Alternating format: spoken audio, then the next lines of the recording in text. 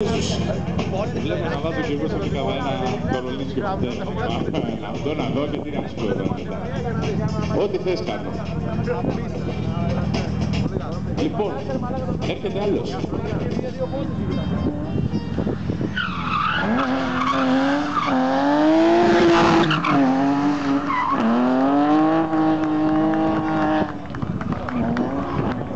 Πάρα πολύ ωραίος.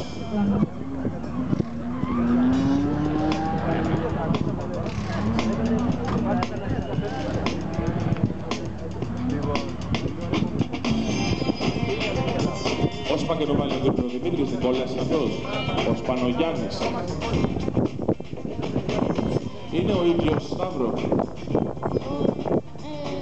Ναι.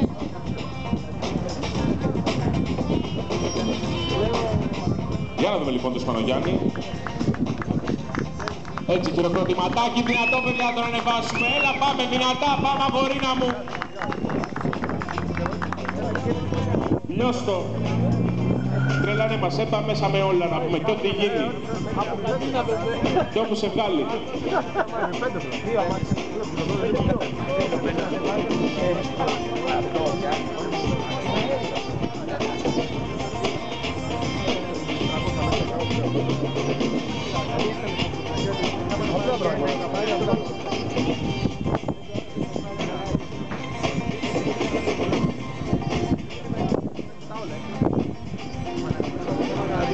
Για να δούμε λοιπόν εδώ στο Σπανογιάννη.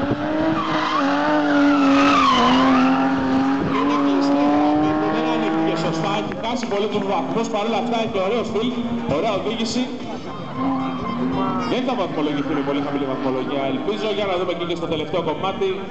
Νομίζω πως έχει κάποια διόρθωση.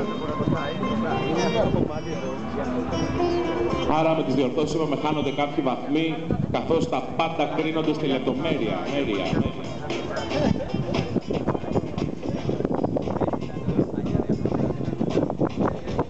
Στη λεπτομέρεια. Άκου λίγο. Βάλτε το.